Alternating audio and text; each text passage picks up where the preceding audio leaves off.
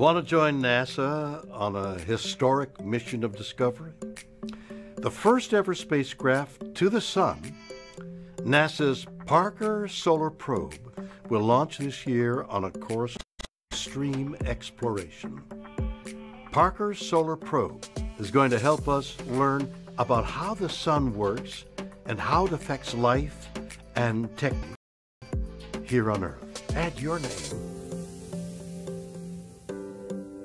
This summer, we're going to touch the Sun.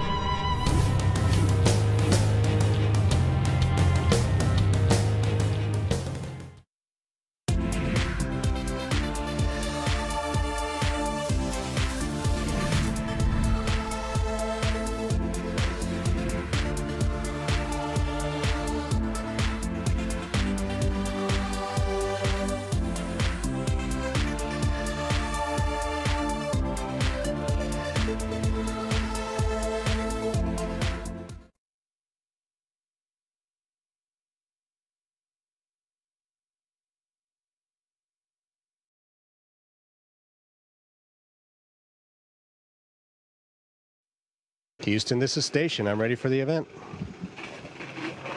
Check TV, this is Mission Control Houston. Please call station for a voice check. Please call station for a voice check.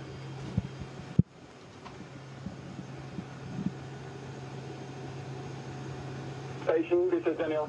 How do you hear me? We have you loud and clear.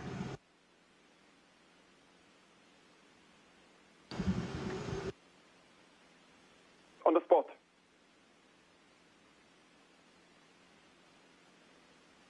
Okay, I'm sorry, I missed your last. Please say again.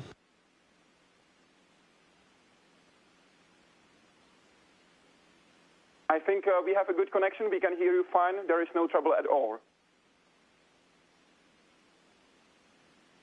Fantastic. I've got you the same.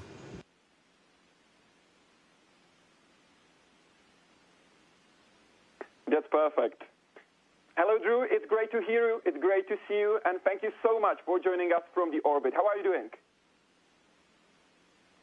I'm doing great, Daniel. I'm happy everybody's tuned in, and we're doing well up here on the space station after almost 2 weeks of work.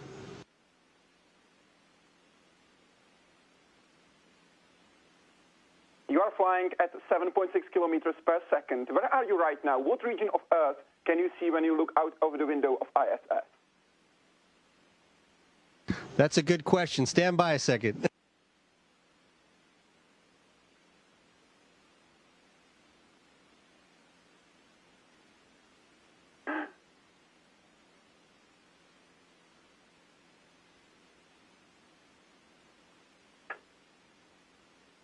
End of the boom on the out of the end of the truss on the top of the space station, and that was out on what we call the port side or left side of the space station as we fly with U.S. segment forward.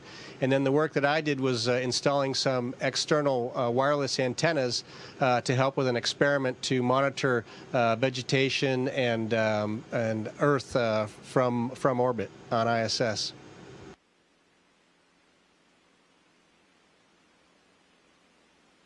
And what is it like to move across ISS during? Can you feel the motion of space station that is speed of 27,000 kilometers per hour during a spacewalk? Well, I can tell you after floating along together with the space station, and I don't have the same sensations that I do on Earth, but it is a little surprising that I have that slight fear when I'm back on the planet.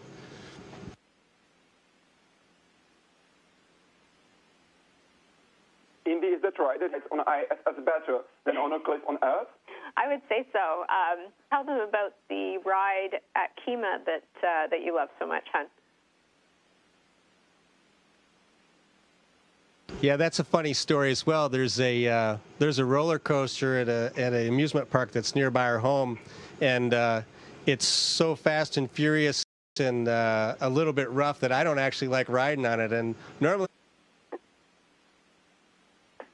And what were you thinking during your EVA about? Did you have the same thoughts you had during your first and second mission?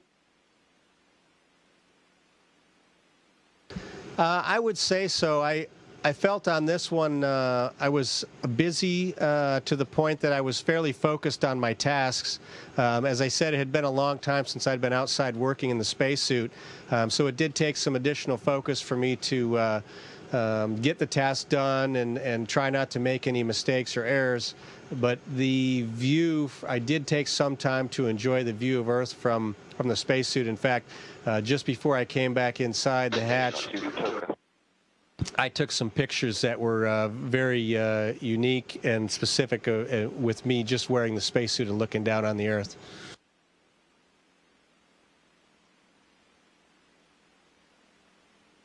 You brought items closely connected to the Czech Republic, to ISS. Please, could you show us the picture called Moon Landscape, drawn by Petr Ginz? And please explain what this picture means to you personally and to humankind. Well, Daniel, this picture is very special, and as you know, Petr Ginz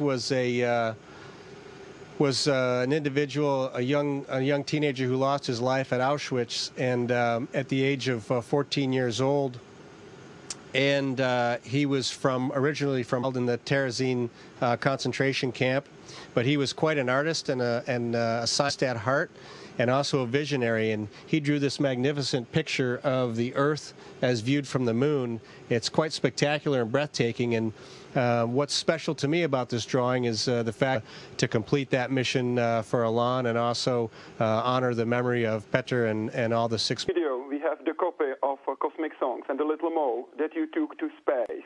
The little mole who was in space and is now on Earth would like to say hi to the little mole that was on Earth and is now in space. How is he doing?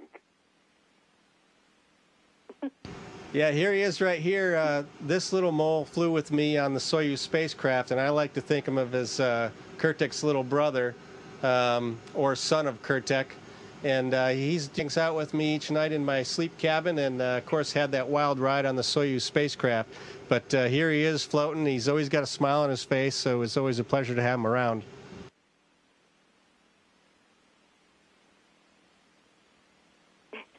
Seems Kurtek is enjoying the microgravity. What's your personal favorite maneuver in microgravity? Could you show us?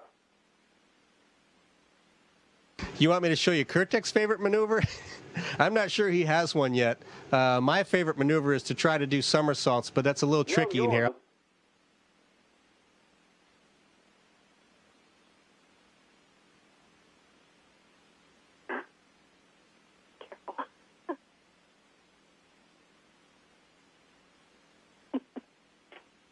It's tough to control your movement up here, but sometimes we get it just right. And thank you. Not bad, eh? But I know you laugh. Yeah, that was really damn good. Not only not bad, it was really good. And I also know that you love trying to see how far you can fly across space station without bumping a wall. What's your record? So far, my record is about 2.5 modules. I can go from Node 2 all the way through the lab and into Node 1, and that's probably about, I want to say about 40 meters or so.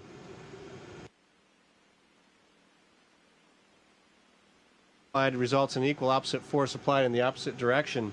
And so what happens, for example, is if I push some large object away from me, and it has to, that we can, for example, keep the lights on or keep the ventilation working, all the systems operating that support us and the work that's being done here on ISS. So it helps a lot to have those skills to be working and living up here. Our viewers are really interested in your daily life on ISS, your daily life routine. One of them is asking, how do you wash and iron clothes on the ISS? Well, that's a good question, and unfortunately we don't have the ability to actually wash clothes. We're barely able to wash our bodies, although we do that as with wet washcloths and sort of like a sponge bath. But for clothing, we simply have a certain things get burned up in the atmosphere as items come back to the Earth on some of our supply ships. And then, fortunately, we have enough clothes that will last us for the remainder of the duration here on the space station while we're living here.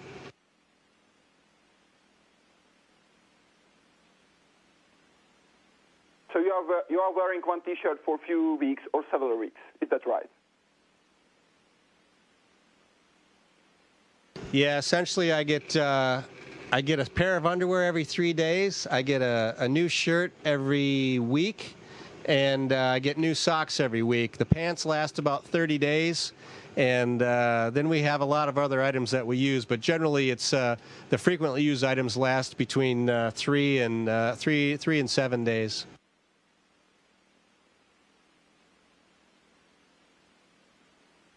And what's the water balance? How do you use water? What's the water cycle like on ISS? Well, I think you may know that we recycle our water up here. We try to recover. We recover over 95% of the water that we use, just based on the water reclamation system that operates here on ISS. So that means we recover our urine, we recover the moisture in our breath, we recover the water that we put into towels to wash ourselves.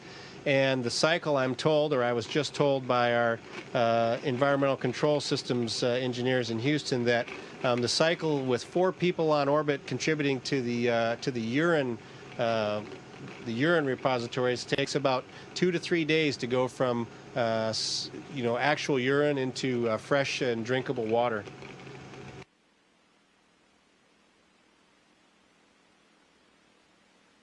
So you have the same coffee after 3 days, the same cup of coffee, actually. Yes, Daniel, I suppose that's one way to put it, the same cup of coffee again after 2 to 3 days.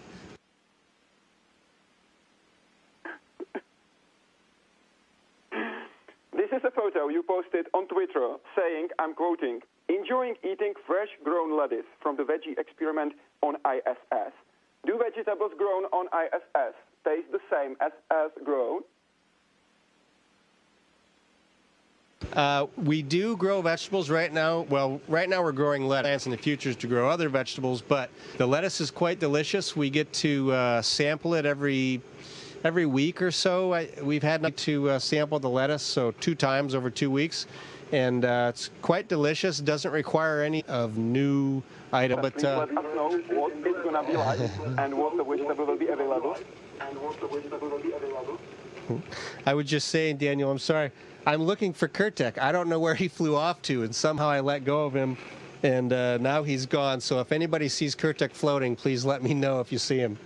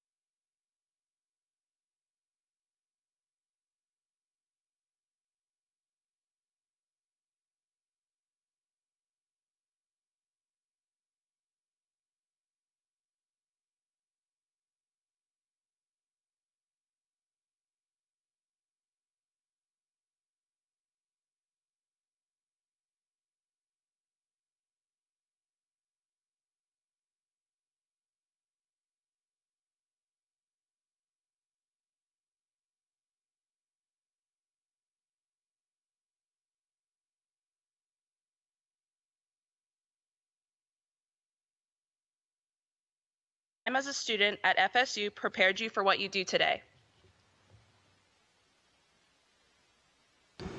Alexis, great to be with you today. Frostburg, it was a relative life. Hello, my name is Lauren, and this question is for Drew. How has being in space changed your daily exercise routine? That's a great question. I can't say that this type, which is what we call, which is sort of like a military ration that we don't have to refrigerate to keep fresh. We also have rehydratable food, which is this type in a vacuum pack where we have to add water, either hot or cold.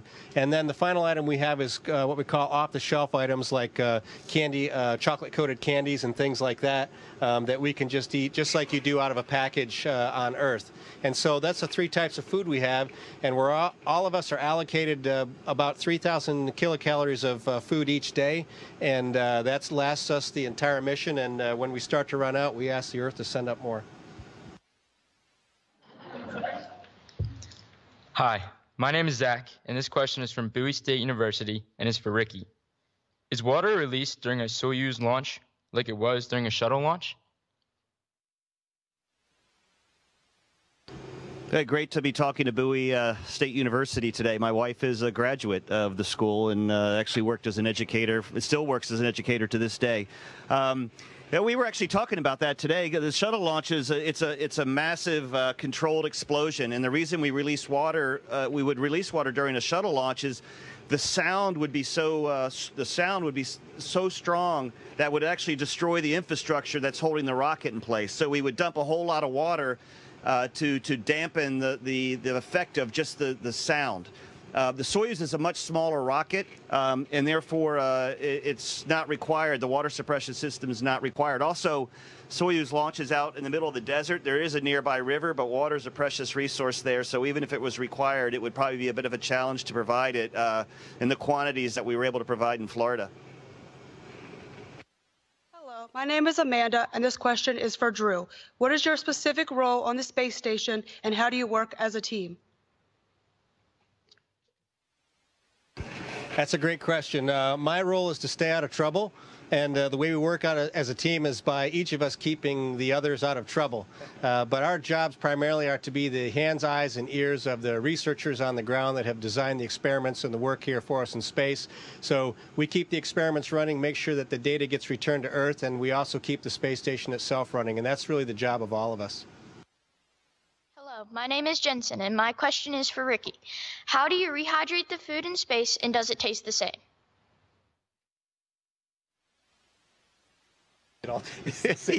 Yeah. If your question is, does the food all taste the same? The answer is pretty close to yes. We use a lot of Tabasco and seasoning to try to liven it up.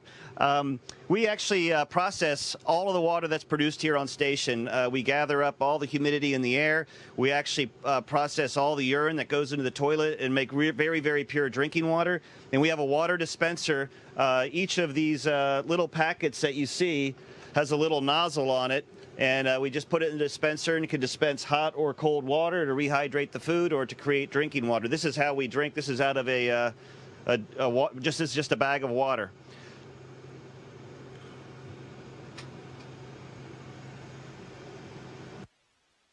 Hello, my name is Sophia. My question is for Drew.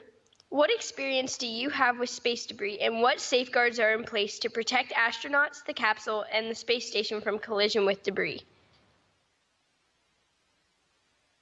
Well, knock on wood, fortunately, as of now, I don't have any experience with space debris because that's not something that we like to encounter. But the spacecraft, the space station, and nearly all spacecraft have some debris panels, debris protection systems on their outer skin. That's also true of our spacesuit. And for smaller objects, we're protected from those by the protective panels. But for larger items, we don't really have any protection other than response to an emergency for a rapid depressurization. So we train for that on a regular basis here, both on Earth and here on the space station, to respond to what we'd consider a rapid depressurization due to damage that might be caused by something like that, by space debris. Hello, my name is Dr. Sally Stevenson, And my question is, C's teaching experience prepare you for your role as an astronaut? Bothered me a little bit that we didn't quite finish that mission, and so my hope is that we will. Has anything from your experience as an educator provided you with strengths as an astronaut that you would not have otherwise? Schedule planned by someone. The schedule is always subject to change. We're talking to control centers all around the world, literally. And I think any teacher will tell you what is one of the biggest challenges, and it's juggling the need to keep a lot of balls in the air at once. And I think that's something I learned to do very well as a teacher, and I think it's served me very well as